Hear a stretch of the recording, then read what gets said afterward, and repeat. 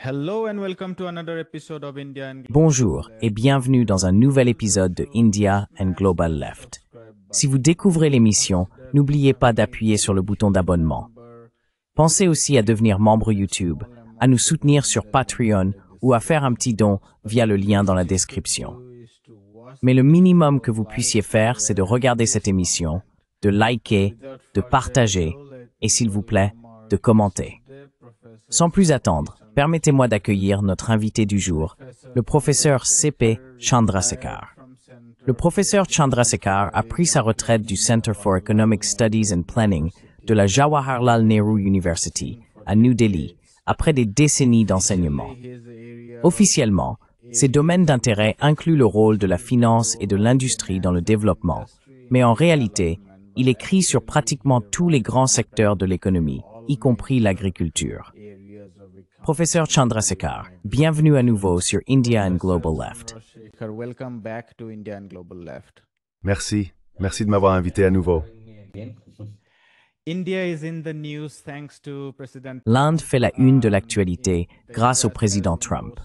Les États-Unis ont imposé des droits de douane de 25%, fondés sur des raisons économiques, puis un supplément de 25% pour des raisons géopolitiques, en particulier l'achat de pétrole russe. Je souhaite pour l'instant m'en tenir à la discussion économique. Mais avant d'approfondir les questions liées à l'Inde et aux droits de douane, pourriez-vous nous parler un peu des modes d'intégration de l'Inde à l'économie américaine? Très souvent, les idéologues de la mondialisation néolibérale ou des marchés libres avancent et mettent en avant les chiffres du déficit commercial comme preuve des gains considérables réalisés par les économies émergentes.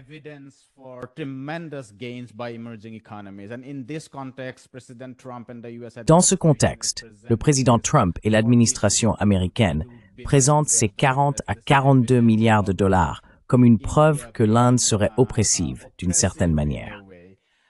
Mais nous voyons en Inde des entreprises américaines, d'Amazon à Facebook, de Meta, en passant par Microsoft, Apple et toutes sortes de marques grand public, de Café Coffee Day à McDonald's, ainsi que des investisseurs institutionnels sous forme d'IDE ou d'investisseurs de portefeuille qualifiés, présents partout dans l'économie indienne, et ils en tirent d'énormes bénéfices.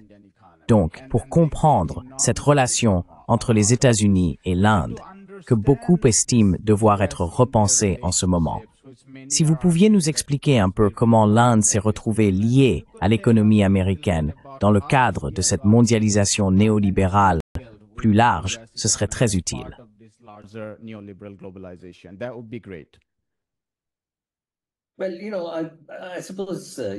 Eh bien, vous savez, je suppose que l'utilisation du critère du déficit commercial ne va vraiment pas nous aider à comprendre la manière dont l'Inde est intégrée. Et cela n'explique peut-être même pas la raison pour laquelle l'administration américaine, sous Trump, cible l'Inde. Je pense que si l'on regarde l'intégration, il faut d'abord réaliser que l'Inde n'est pas une économie qui, malgré des années d'efforts et beaucoup de discours de la part de l'État, a réussi à se diversifier dans l'industrie manufacturière et à devenir soit un pôle manufacturier en soi, soit un pôle manufacturier pour les investisseurs étrangers l'utilisant comme lieu de production pour le marché mondial, y compris pour les États-Unis.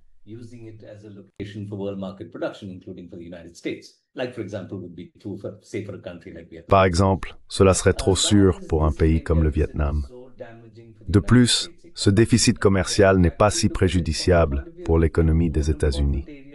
Et si l'on considère la situation du point de vue de l'Inde, les domaines d'intégration les plus importants concerneraient des secteurs comme les exportations de services logiciels, les exportations de services informatiques de divers types, qui, de toute évidence, n'entrent pas dans le champ des restrictions mises en place, car il s'agit principalement d'échanges de biens. Donc, si l'on se demande s'il y aura un impact immédiat sur l'ensemble de l'économie indienne, rien ne permet de penser que cela serait excessivement dommageable.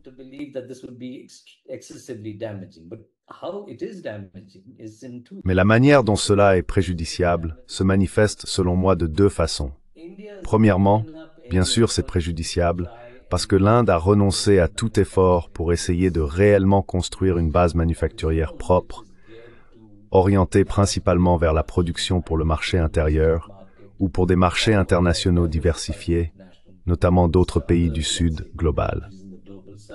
Deuxièmement, il existe des domaines spécifiques dans lesquels l'Inde, pas nécessairement uniquement grâce à ses propres forces, par exemple dans les secteurs pharmaceutiques ou textiles peut-être, trouve aux États-Unis un marché important ou significatif.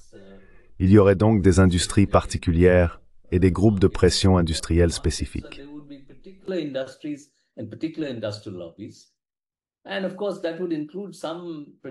Et bien sûr, cela inclurait certains producteurs de pétrole, c'est-à-dire les producteurs de produits pétroliers en aval, qui ont en réalité cherché à accéder à du pétrole bon marché afin de le raffiner et de l'exporter, y compris vers des marchés internationaux comme les États-Unis. Il se peut donc que certaines entités spécifiques soient touchées. Mais le véritable enjeu, c'est que cela met fin à toute tentative de poursuivre le type de stratégie qui, en réalité, a été poursuivie sans succès pendant une longue période. Depuis, d'une certaine manière, la réforme économique, si l'on veut l'appeler ainsi, la réforme néolibérale, a commencé en Inde au milieu des années 1980 et après, mais surtout sous l'administration actuelle, qui a en fait examiné tout cet argument selon lequel l'Inde deviendrait le Chine plus un.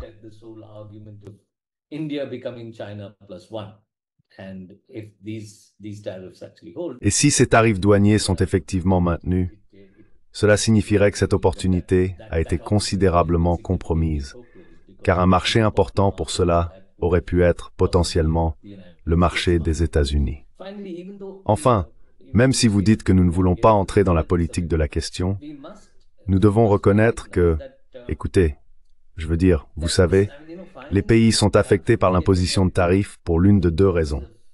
La première, bien sûr, c'est si le niveau relatif des tarifs qui leur sont imposés est plus élevé que ceux imposés ailleurs.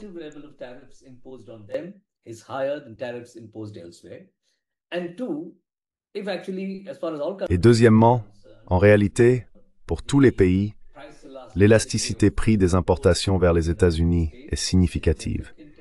Et l'augmentation des prix qui résulte de l'imposition de ces droits de douane entraîne une baisse de la demande de produits importés aux États-Unis. Donc si on le considère ainsi, si cela n'avait été que 25%, le droit de douane de base qui avait été annoncé, le droit de douane réciproque annoncé dans un premier temps, bien sûr, cela resterait supérieur à 20%. L'Inde n'est pas encore un exportateur performant dans la plupart des domaines, donc cela aurait affecté l'Inde.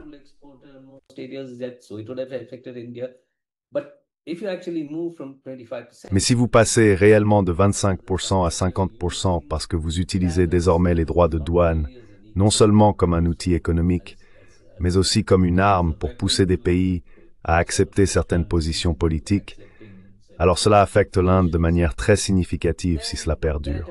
Nous ne savons pas si cela va durer. En tout cas, le gouvernement indien dispose d'un certain délai. Mais si cela se prolonge, cela peut avoir un impact. Et la façon dont cela affecterait, selon moi, concerne la nécessité de réorienter la stratégie de croissance et la stratégie industrielle que vous avez. Et si c'est la direction que cela prend, nous ne savons pas. La prochaine fois, en utilisant les visas H1B, les visas en général, peu importe, il se pourrait que le secteur des services soit également touché, ce qui aurait bien sûr un impact majeur sur l'Inde.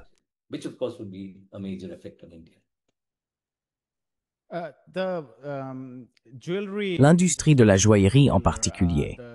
Le marché américain est un marché immense. Et des représentants ont déclaré aujourd'hui qu'ils auraient encore pu envisager de survivre avec des droits de douane à 25%, mais que 50%, c'est tout simplement impossible. Ils évoquent la possibilité de déplacer certaines lignes de production vers des pays du Moyen-Orient où les droits de douane sont plus bas, ou d'utiliser le Mexique comme troisième destination pour expédier vers les États-Unis. Bien sûr, il y a d'autres secteurs concernés. L'habillement, les produits pharmaceutiques, dans une certaine mesure l'électronique et la chimie. Ma question pour vous est la suivante. Dans quelle mesure ces droits de douane peuvent-ils affecter la création d'emplois dans l'ensemble du secteur industriel?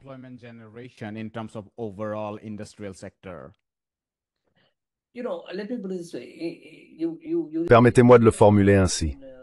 Vous êtes vraiment dans une situation où, vous savez, je veux dire, si vous prenez un secteur comme les pierres précieuses et la joaillerie, il y a très peu de valeur ajoutée. Vous importez beaucoup de ces produits et vous les transformez. Donc en réalité, ce que vous obtenez, c'est une faible valeur ajoutée, dont une part significative correspond au profit des producteurs. Certains d'entre eux peuvent être de petits producteurs, bien sûr. Ainsi, vous générez de l'emploi, mais il ne s'agit pas vraiment d'un emploi que l'on pourrait considérer comme suffisamment décent pour soutenir une certaine forme de croissance sur le marché intérieur, ni d'avoir des effets multiplicateurs qui pourraient être significatifs sur le marché intérieur.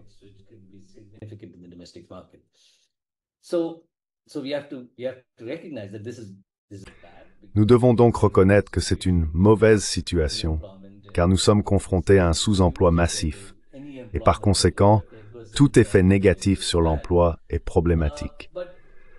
Je pense que qu'en est-il de l'industrie du vêtement? Que l'on suppose, l'industrie du vêtement ne dépend pas uniquement des importations de vêtements et de fils. Je veux dire, dans l'industrie du vêtement, nous avons notre propre industrie textile, qui est importante. En fait, le problème de l'industrie textile était qu'elle ne pouvait pas utiliser toute sa capacité. Il se peut donc qu'il y ait des tissus industriels spécifiques ou autre chose que nous continuons à importer afin de pouvoir les transformer.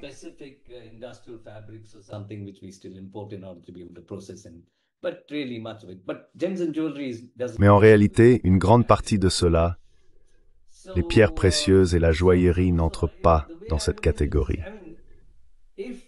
Donc la façon dont je vois les choses, c'est que si dans une telle industrie, quelqu'un dit que nous pouvons prendre 25%, d'où va venir cette pression de 25%? Si vous êtes déjà dans une situation où il s'agit d'une industrie à faible valeur ajoutée, combien cela va-t-il provenir des profits et combien des salaires? Il pourrait donc y avoir des conséquences négatives sur l'emploi, mais ce sont des conséquences négatives dans une situation à 25%, dans laquelle, en réalité, cet emploi est encore pire que le mauvais emploi que vous avez déjà dans bon nombre de ces unités.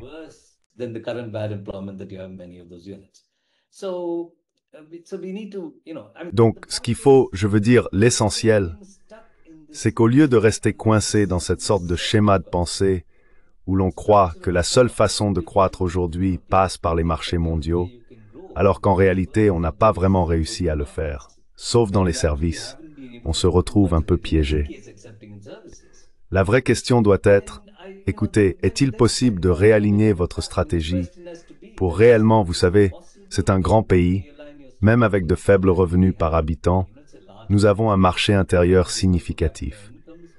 On peut envisager une croissance tirée par les salaires, mais cela nécessiterait de changer la façon même dont on conçoit la stratégie de croissance, plutôt que de rester assis à se lamenter sur le fait qu'ils ont mis 50% au lieu de 25%.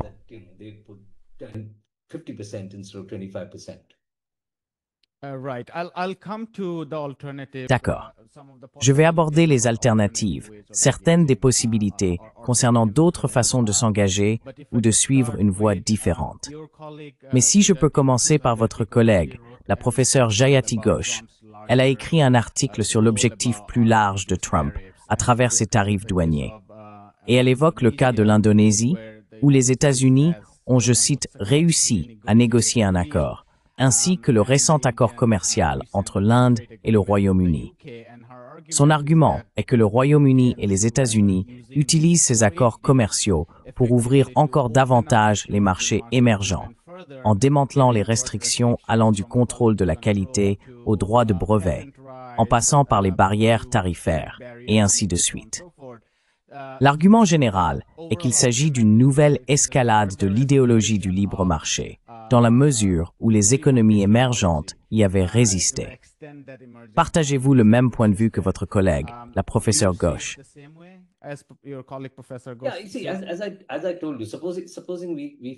Comme je vous l'ai dit, supposons que nous oublions ces tarifs politiques Vous savez, vous imposez des tarifs au Brésil parce que vous n'êtes pas satisfait de la façon dont ils traitent Bolsonaro. Vous imposez des tarifs à l'Inde parce qu'ils importent du pétrole brut de Russie. Mais ce n'est pas vraiment à cause de ces importations de brut russe, car, en réalité, les importations de pétrole en provenance de Russie, directement ou indirectement, se produisent aussi bien aux États-Unis qu'en Europe. Donc c'est pas vraiment la question. Ce que vous dites réellement, c'est que si l'on regarde les tarifs réciproques de base, le montant que vous allez obtenir dépend de deux choses.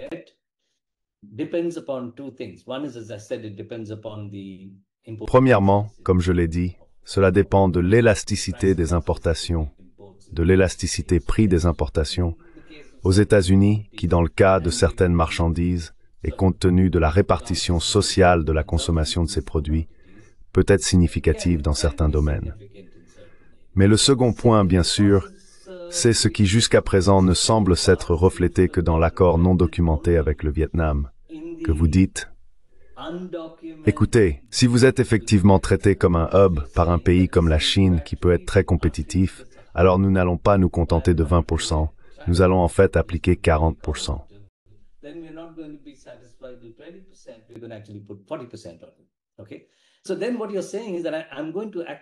Donc ce que vous dites, c'est que je vais en fait utiliser le tarif comme un instrument pour vous empêcher de devenir la base d'implantation de quiconque dont je veux empêcher les importations.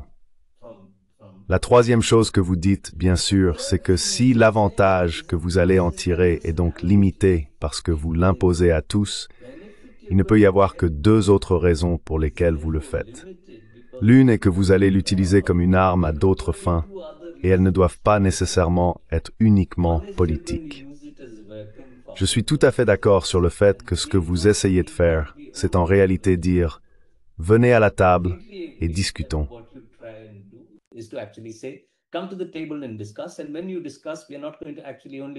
Et lorsque vous discutez, nous n'allons pas seulement regarder, vous savez, combien vous allez nous accorder en termes de réduction des tarifs ou de réduction des restrictions quantitatives afin que nous puissions les diminuer. Vous allez dire que non, il faut nous accorder les concessions supplémentaires suivantes. Et cela pourrait concerner non seulement des domaines comme la propriété intellectuelle ou la réglementation des investissements étrangers. Cela pourrait aussi porter, vous savez, sur l'imposition de taxes numériques, de taxes sur les services numériques. Cela pourrait être n'importe quoi. Vous pouvez mettre n'importe quoi sur la table lorsque vous décidez de l'utiliser, lorsque vous transformez les tarifs en armes.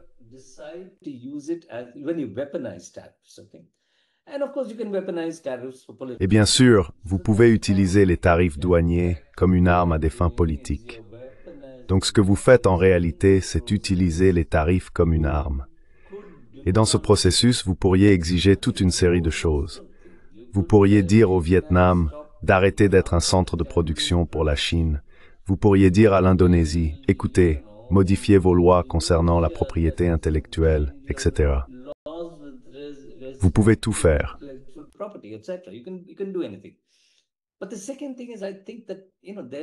Mais la deuxième chose, c'est que je pense qu'il y a cette perception que, malgré le manque de clarté sur l'impact exact que cela aura sur le total des importations, il y a cette idée que partage l'administration Trump, qu'ils vont tirer des recettes tarifaires importantes de cette mesure.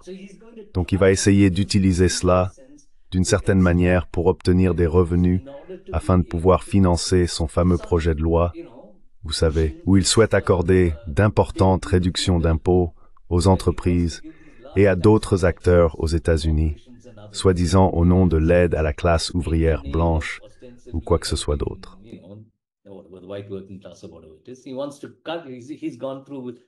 Il veut réduire, il a déjà procédé à des coupes dans Medicaid et d'autres programmes similaires, mais il espère aussi obtenir des recettes, et il ne veut pas imposer à l'intérieur des États-Unis. Mais le fait est qu'on oublie que, premièrement, quelqu'un doit payer pour ces taxes supplémentaires. Alors est-ce que cela va réellement se traduire par une hausse de l'inflation et donc avoir un effet négatif sur la répartition des revenus aux États-Unis? Cela donne l'impression qu'on n'impose pas directement, on le fait d'une manière, vous savez, sournoise et insidieuse pour obtenir des recettes, si c'est bien le cas. Des dettes.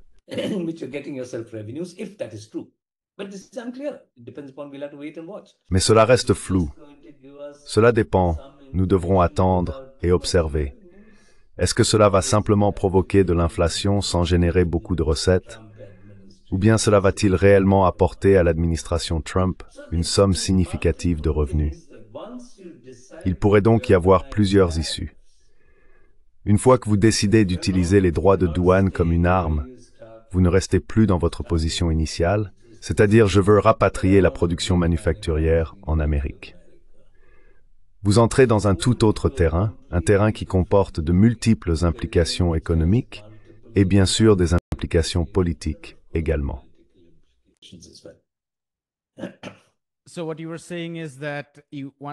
Donc ce que vous disiez, c'est qu'une fois que vous commencez à aller dans cette direction, vous pouvez littéralement mettre n'importe quoi sur la table et l'utiliser comme monnaie d'échange pour dire « donnez-nous simplement ceci, sinon nous imposerons des droits de douane ».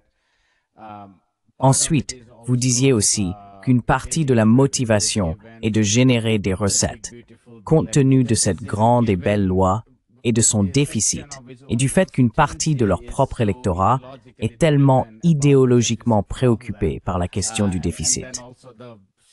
Il y a aussi le changement sur le marché obligataire, sur lequel je reviendrai plus tard, qui est une autre source d'inquiétude.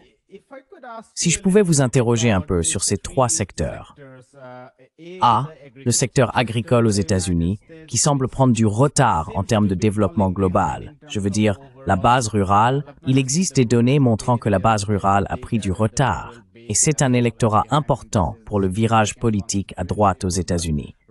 Ils veulent donc écouler leurs produits agricoles fortement subventionnés et hautement mécanisés dans des économies émergentes comme l'Inde.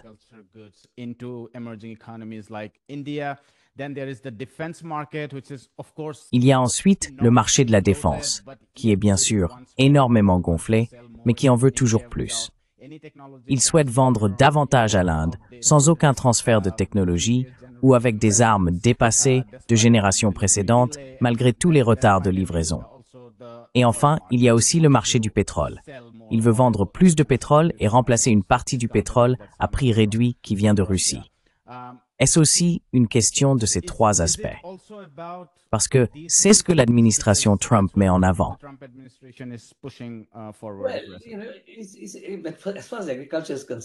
En ce qui concerne l'agriculture, ce n'est pas une question propre à Trump. Je veux dire, subventionner l'agriculture de différentes manières a toujours fait partie de la politique américaine, même s'ils ont réussi à obtenir un accord extrêmement avantageux dans le cadre de l'accord sur l'agriculture à l'OMC, accord qu'ils jugent désormais insuffisant et qu'ils souhaitent donc dépasser l'OMC.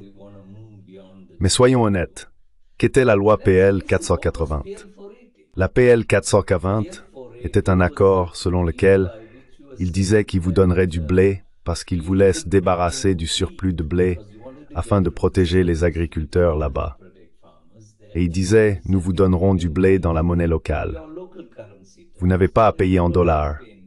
Si vous n'avez pas à payer en dollars, vous nous paierez dans la monnaie que vous avez, pesos, roupies ou autre. Et nous aurons cet argent, et nous voulons une certaine number de liberté pour pouvoir utiliser cet argent.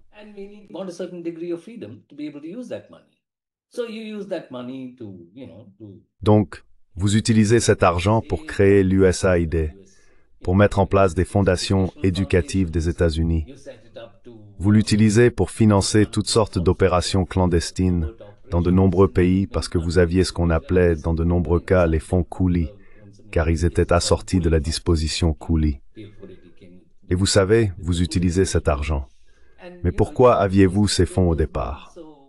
Vous les aviez parce que vous essayiez d'écouler les surplus des agriculteurs américains, et cela avait pour effet de maintenir les prix agricoles bas dans de nombreux pays en développement, ce qui a conduit à, c'est peut-être pas le meilleur terme, mais pour simplifier, à un biais urbain dans la politique. Vous avez en fait discriminé contre l'agriculture afin de pouvoir obtenir les surplus pour nourrir la main-d'œuvre non agricole que vous cherchiez à utiliser pour développer l'industrie avec succès par ailleurs.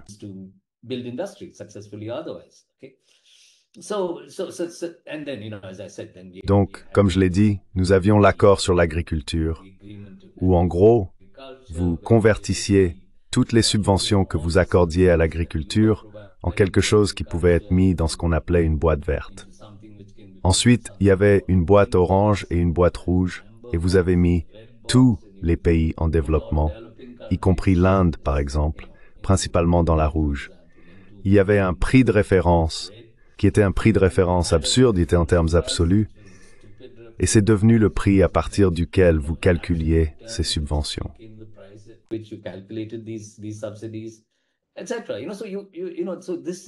Donc, cette idée de devoir courtiser la population agricole aux États-Unis, ou la communauté des agriculteurs, peu importe comment on les appelle, a toujours été vrai que l'on regarde une période bien antérieure, même avant l'essor du néolibéralisme et de Ronald Reagan, etc., ou qu'on l'examine plus tard. Ce phénomène s'est intensifié, il a pris de nouvelles formes, et je suis certain que c'est une chose qui sera tentée. Et dans toutes les revendications qu'ils formulent, il est très clair qu'ils veulent que leurs agriculteurs obtiennent de meilleurs rendements.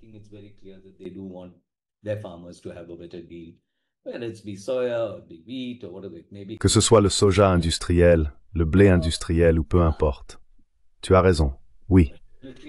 Le complexe militaro-industriel, le cœur du complexe militaro-industriel, se trouve aux États-Unis. C'est pas qu'il s'arrête aux États-Unis, mais il y est situé.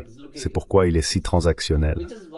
Trump est prêt à changer d'attitude envers l'Ukraine. Désormais, il ne cherche plus un accord avec l'Ukraine.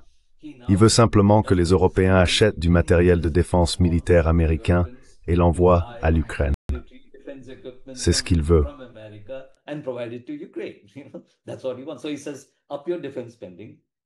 Alors il dit, augmentez vos dépenses de défense. Utilisez cet argent pour acheter chez nous, et s'il vous plaît, donnez-le à l'Ukraine, et nous n'émettrons aucune objection. Nous ne dirons pas, non, non, cette guerre ne devrait pas être menée, et devrait être réglée, etc. Donc vous pouvez simplement changer votre... Et bien sûr, il est vrai que vous savez, en passant d'une nation qui consommait énormément de gaz et de pétrole, ce qui posait effectivement un problème. Soyons honnêtes, l'une des raisons, et ce n'est pas la seule, pour lesquelles il y a eu l'inflation des années 1970. Mais quelles que soient les raisons internes sur lesquelles je ne veux pas m'étendre ici, qui ont conduit à l'inflation après la fin des années 1960 et le début des années 1970, elle a été considérablement aggravée par les chocs pétroliers, ceux de 1973 et 1969-80.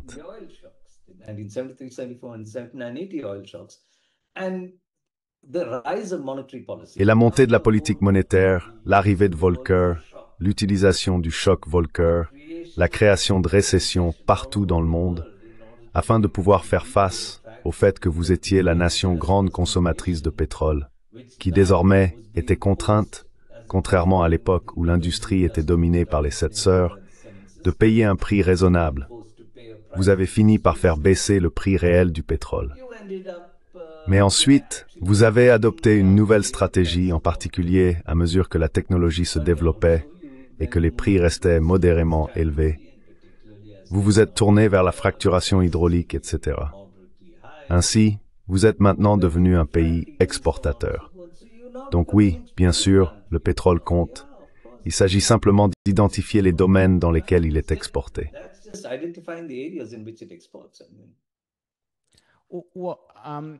Eh bien, je voulais connaître votre avis sur les raisons pour lesquelles l'Inde a résisté. À mon sens, il me semble qu'une part importante de cela devrait être l'agitation des agriculteurs, qui a été l'une des raisons pour lesquelles le gouvernement Modi n'a pas aussi bien réussi.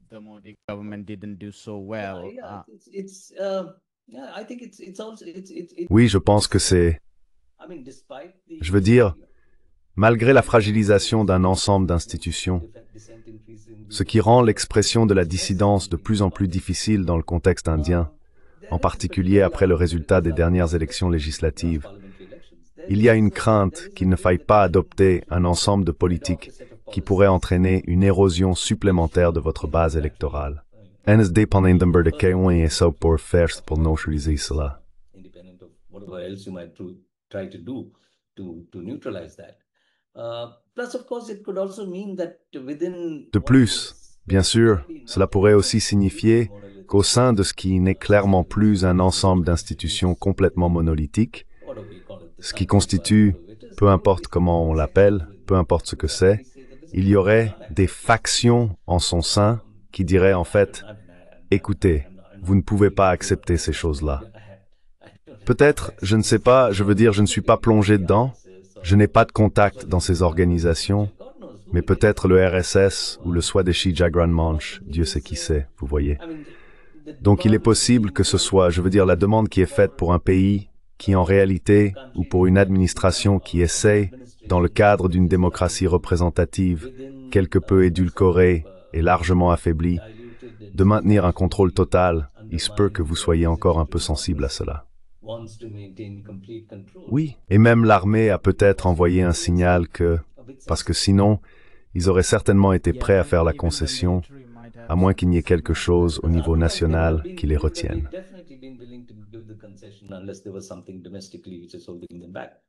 D'accord.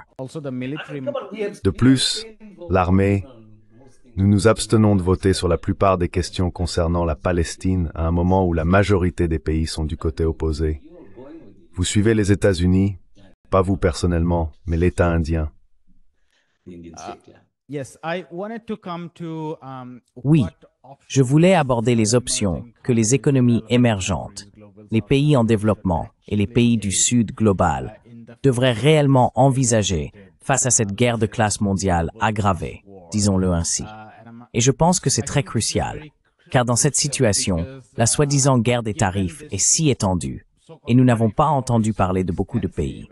Très souvent, l'UMR et les accords avec le Japon, la Corée du Sud et le Vietnam sont présentés comme la conclusion de ces tarifs, alors que nous n'avons pas d'informations sur ce qui se passe avec les pays africains. Ou, vous savez, maintenant nous voyons que cela est utilisé comme une arme contre le Brésil. Il est donc très important pour les économies émergentes, SOR, leurs dirigeants et leurs populations, d'avoir une idée de ce qui pourrait constituer une alternative pour sortir de la relation de dépendance avec les États-Unis. Et ce n'est pas chose facile. Pour une raison, le marché financier est complètement dominé par le bloc capitaliste centré sur les États-Unis.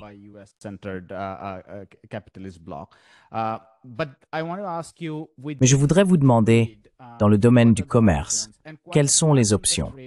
Et indépendamment du commerce, au sein de l'économie nationale, je suppose qu'il faudrait alors s'éloigner, dans une large mesure, de l'austérité néolibérale, car nous parlons ici de croissance liée au salaire, de croissance tirée par la demande, et ainsi de suite. Un dernier point que je voulais ajouter ici, c'est que les chiffres de juillet, et même les chiffres antérieurs, des exportations chinoises sont supérieures aux données précédentes, ce qui montre que même les données du London Metal Exchange, tout est en hausse, aluminium, fer, suggèrent qu'il pourrait y avoir un espace suffisant pour le commerce mondial en dehors de la demande générée par les États-Unis. Quelles sont donc vos réflexions sur un déplacement du commerce mondial en dehors des États-Unis? Est-ce même possible? Car il y a alors la question de la structure financière qui soutiendrait cette demande. Mais aussi pourriez-vous évoquer si un recul de cette mondialisation sans restriction permettrait une certaine croissance intérieure tirée par la demande comme alternative face à cette offensive du noyau impérial?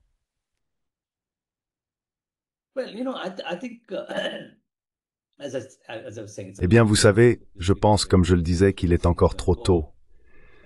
Nous ne savons pas dans quelle direction ça va aller.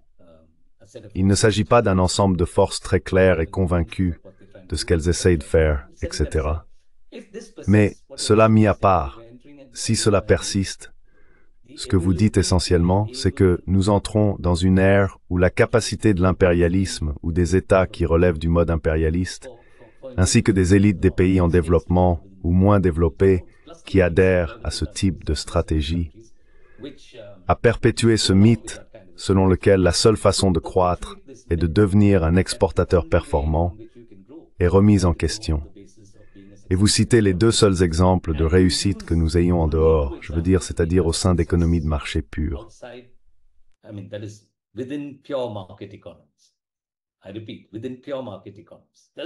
Je le répète, dans les économies de marché pures, il n'y a que deux exemples, je veux dire Hong Kong et Singapour. Et Hong Kong n'est pas un pays en soi, et Singapour est, vous savez, ce qu'il est, une cité-État, et ainsi de suite. Donc en gros, il y a la Corée du Sud et Taïwan qui ont réussi dans des circonstances très spécifiques. Et je pense effectivement qu'en raison de cette expérience, au cours de laquelle ils ont été intégrés au processus d'accumulation du capital après le milieu des années 60, et sont donc devenus prospères en tant que partenaires juniors. Pas vraiment, vous savez, comme des États de premier plan. Après tout, la guerre du Vietnam s'est déroulée dans cette partie du monde. Après tout, la Chine partage des frontières ou des mers avec ces pays.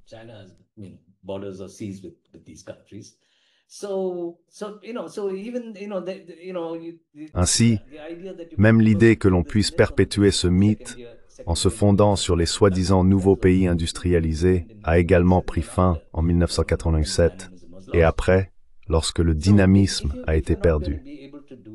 Donc si vous n'allez pas pouvoir faire cela, et c'est désormais établi puisque vous dites que vous n'allez même pas essayer de créer l'illusion que vous pouvez utiliser nos marchés, je veux dire l'impérialisme dit « nous n'allons même pas ».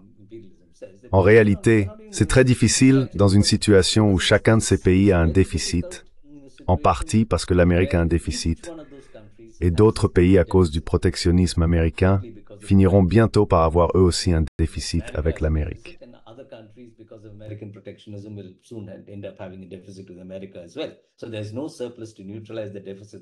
Il n'y a donc pas d'excédent pour compenser les déficits du reste du monde.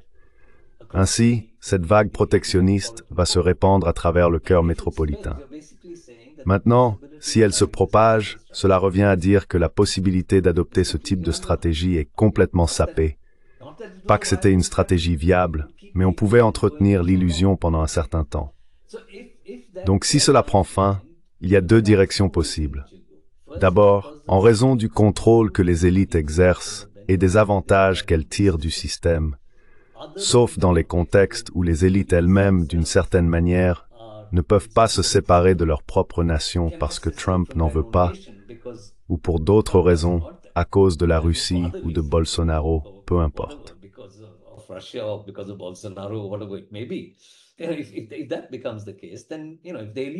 Si cela devient le cas, alors, vous savez, si les élites elles-mêmes ne peuvent pas se séparer de leur nation, c'est différent. Mais sinon, on peut se retrouver dans une situation où les élites continuent d'exercer leur contrôle de multiples façons, et certaines d'entre elles peuvent être peu recommandables, voire brutales, afin de poursuivre une stratégie qui ne fait qu'accentuer les inégalités. Vous savez, qui a toutes sortes d'effets d'appauvrissement sur certaines parties de la population, etc. L'autre possibilité, c'est que cela mène à un changement, car il faut un État doté de la volonté et de la légitimité sociale pour dire réellement « non, nous allons nous écarter de cela ». Or, dans le contexte de la décolonisation après la Seconde Guerre mondiale, il était plus facile, d'une certaine manière, de s'en écarter, car l'expérience de la domination impériale était particulièrement marquante, en laissant de côté l'Amérique latine, du fait que les pays d'Amérique latine sont devenus indépendants bien plus tôt que la période à laquelle nous faisons référence.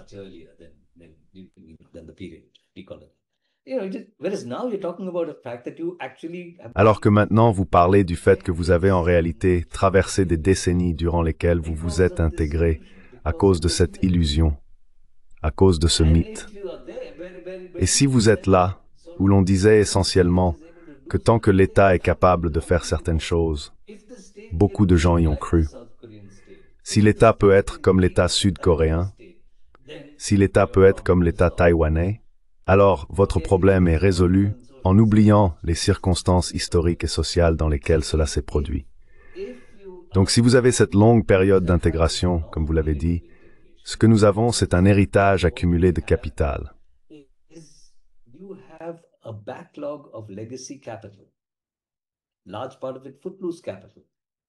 Une grande partie de ce capital est volatile. en particulier dans les pays les plus pauvres après 2008, lorsqu'il y a eu cette énorme injection de liquidités.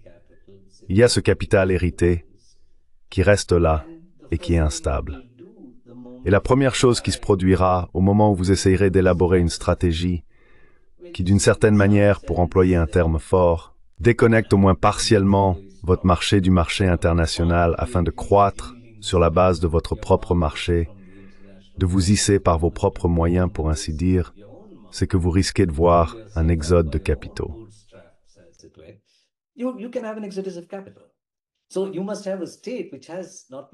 Il faut donc un État qui ait non seulement la volonté et la force, mais aussi la légitimité sociale pour affirmer qu'il faut traverser cette tempête avec ses effets négatifs afin de pouvoir s'engager sur une trajectoire viable. Les alternatives existent, elles ont déjà été exposées par le passé, mais cela exige un changement institutionnel important, ainsi qu'un large soutien populaire, et l'arrivée au pouvoir d'États qui possèdent, comme je l'ai dit, à la fois la volonté et la cohérence politique. Beaucoup de gouvernements sont élus sur la base d'un programme précis, mais ne le mettent pas en œuvre une fois au pouvoir, par crainte notamment de la fuite des capitaux. Voilà ce qu'il faut, et ce n'est pas une décision facile.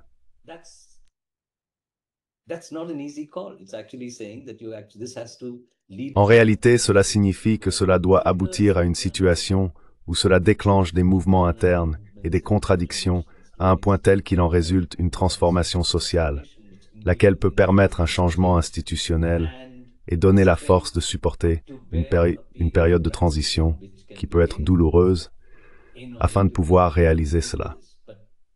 Mais la situation, c'est que, vous savez, les gens ont enduré la douleur de la transition en Union soviétique et en Europe de l'Est comme un enfer. Ce fut une transition très douloureuse. Et qu'ont-ils obtenu? Ils n'ont pas eu une transition qui en valait la peine. Donc, ce n'est pas qu'il soit impossible d'avoir des transitions douloureuses, mais il faut, comme je l'ai dit, une sanction sociale, et cela ne peut pas simplement dépendre d'une élite au pouvoir à un moment donné.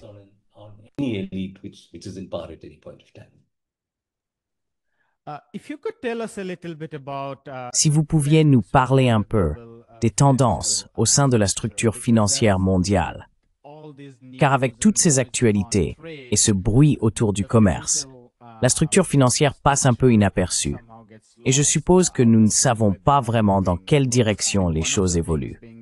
Je veux dire, l'un des sujets de discussion concerne la force et la faiblesse du dollar. Et je pense qu'une grande partie de ce discours sur le déclin du dollar est un peu trompeuse. Compte tenu de toute cette insécurité, les capitaux continuent d'affluer vers le centre et nous assistons à un affaiblissement considérable de la roupie. Et toutes les prévisions indiquent que cela va continuer. Pendant la guerre en Iran, même les monnaies d'Asie de l'Est et du Sud-Est ont été durement touchées, même si elles se reprennent quelque peu aujourd'hui grâce à ces soi-disant bonnes nouvelles sur les droits de douane.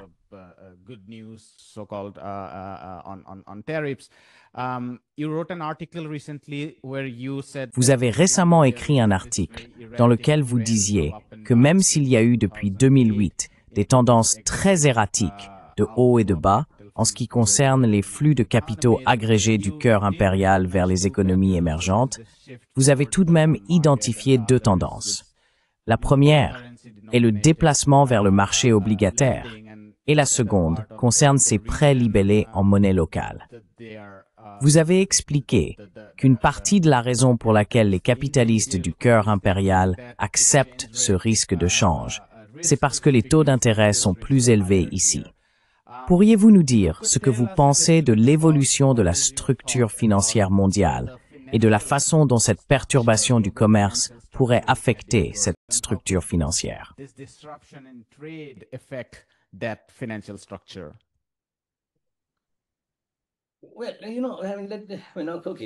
Eh bien, c'est une grande question.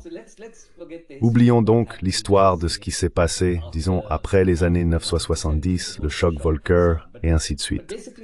Mais fondamentalement, ce que nous avons aujourd'hui, c'est une structure financière extrêmement libéralisée dans le cœur métropolitain, dominée bien sûr en particulier par les institutions financières américaines et les marchés américains.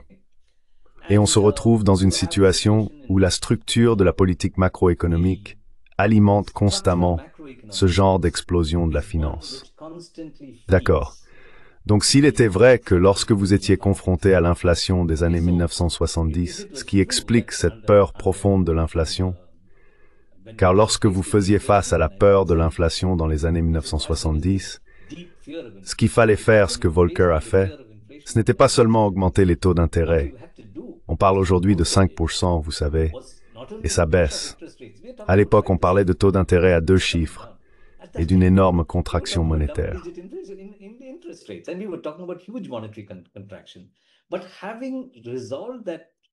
Mais après avoir résolu ce problème, cet épisode inflationniste, par le biais de cette énorme contraction, car même du point de vue de la contraction, c'est une manière absolument inefficace d'obtenir des résultats.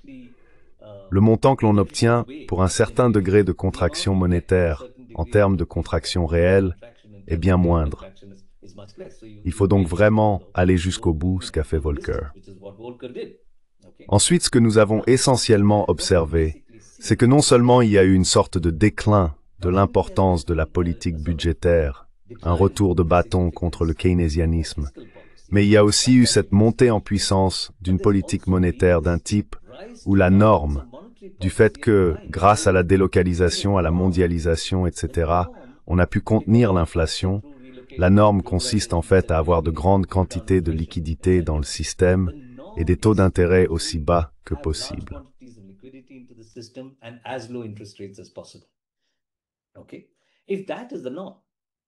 D'accord. Si telle est la loi, alors ce que vous dites essentiellement, c'est qu'au fil du temps, dans une structure financière dérégulée, vous avez accumulé une énorme quantité de liquidités qui se sont ensuite retrouvées piégées dans un ensemble d'instruments donnant à la structure financière un certain degré d'indépendance par rapport à l'économie réelle.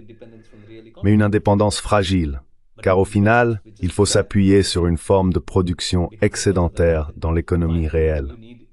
Mais c'est ce qui se passe.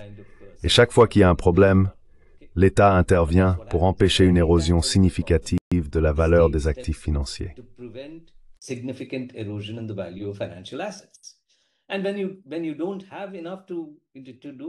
Et quand vous n'avez pas assez pour faire cela, vous découvrez aussi de nouveaux types d'actifs.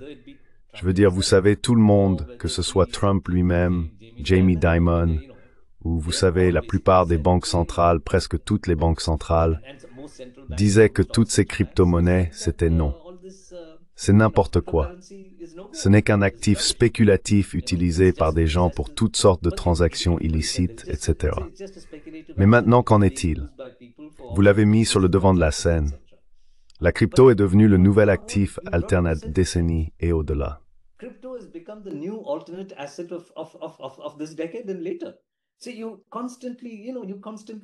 Donc en fait, c'est comme ça que vous soutenez constamment cette entité. Maintenant, si vous faites ce genre de choses, il y a 2 façons d'évaluer la force de la monnaie qui sous-tend tout cela, à savoir le dollar. Premièrement, bien sûr, on peut l'examiner sous l'angle de la compétitivité des États-Unis dans l'industrie manufacturière, par exemple, ou dans le commerce des services. Deuxièmement, on peut l'envisager en fonction de la volonté des banques centrales hors des États-Unis de détenir le dollar comme monnaie de réserve. Et ce sont là les sujets qui sont généralement abordés.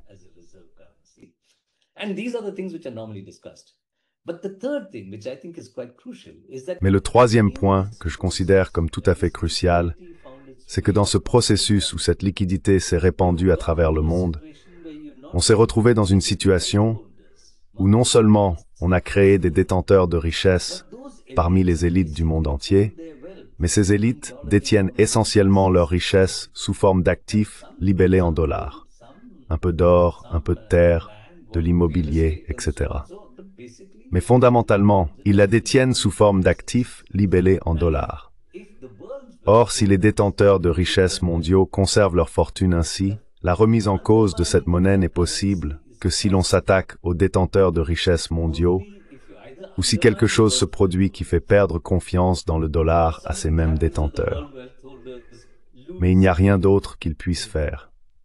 Ils spéculeront sur les crypto-monnaies. They'll speculate on the cryptocurrency. They'll make more money on the cryptocurrency, but they'll want to put Ils gagneront plus d'argent avec les crypto-monnaies, mais ils veulent l'investir dans des actifs libellés en dollars, qui représentent le véritable actif sûr. Ce ne sont pas seulement les bons du Trésor. Donc, si on regarde les choses sous cet angle, je pense que depuis le centre métropolitain, il n'y a pas de retournement à court terme, ni dans un avenir prévisible, je dirais, d'un monde dominé par la finance. Ainsi, parce que le monde est dominé par la finance, on se retrouve en fait dans une situation, dans les pays les moins développés, où il n'est même pas possible d'assurer la croissance minimale nécessaire.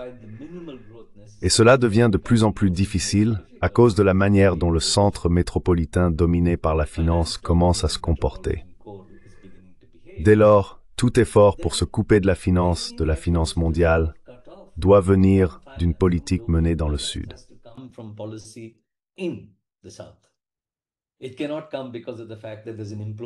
Cela ne peut pas arriver en raison d'une implosion dans le cœur métropolitain, car l'État dans le cœur métropolitain interviendra toujours pour sauver la finance. Il y aura des crises. Vous n'aurez pas de stabilité. Il y aura des crises. Certaines de ces crises peuvent être profondes. Vous pourriez avoir une crise qui vous rapproche presque de la Grande Dépression. Mais l'État interviendra et sauvera la finance dans le cœur métropolitain. Et c'est la seule forme d'accumulation que l'on puisse envisager dans un avenir prévisible, pas en rapatriant les usines aux États-Unis.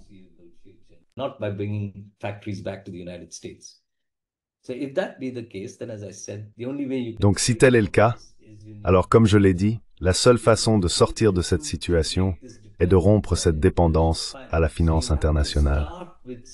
Il faut donc commencer par instaurer des contrôles de capitaux significatifs. Mais en prenant cette voie, il y a un élément de dépendance au chemin emprunté. Vous allez assister à une fuite de capitaux, le capital accumulé au fil du temps va s'échapper. Et il faut qu'il y ait une circonstance sociale, et une situation sociale, et une légitimation sociale. Et cela ne peut pas être seulement un pays qui se lève. Cela ne peut pas être seulement un pays qui se lève.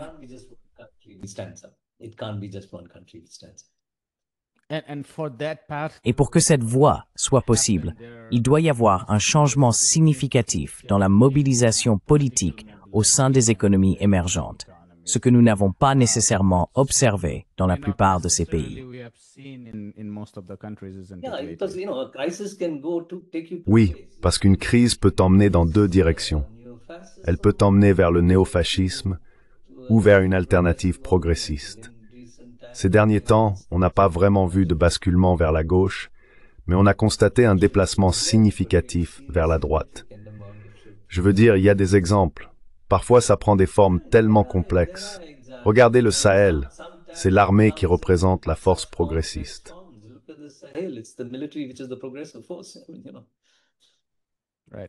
Très bien. Nous allons en rester là, professeur Chandrasekhar. Ce fut une discussion passionnante et je vous remercie beaucoup pour votre temps. Merci. Bonjour, je m'appelle Ayushman. Avec Jyotishman, nous avons lancé cette plateforme. Depuis 2 ans, nous essayons de créer du contenu pour les forces de gauche et progressistes. Jusqu'à présent, nous avons interviewé des économistes, des historiens, des commentateurs politiques et des militants. Si vous avez apprécié notre contenu jusqu'à présent et souhaitez que nous construisions une archive pour la gauche, j'ai 2 demandes à vous faire. Merci d'envisager de faire un don à cette cause. Le lien se trouve dans la description ci-dessous. Si vous ne pouvez pas le faire, ne vous en faites pas. Vous pouvez toujours aimer nos vidéos et les partager avec vos camarades. Enfin, n'oubliez pas d'appuyer sur le bouton d'abonnement. Finally, don't forget to hit the subscribe button.